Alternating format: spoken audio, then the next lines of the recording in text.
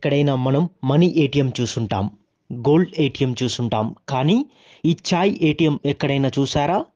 ఓరుగల్లు నగరంలో ఏర్పాటు చేసిన ఈ చాయ్ ఏటీఎం మాత్రం అటుగా వెళ్ళే ప్రజలను కనువిందు చేస్తుంది.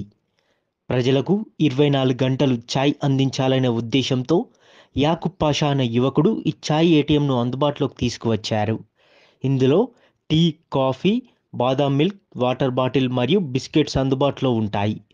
నగరంలో ఇలా ఏర్పాటు చేయడం ఇదే తొలిసారి అని, ఇందులో చాయ్ కూడా టేస్టీగా ఉందని చాయ్ ప్రియులు చెబుతున్నారు.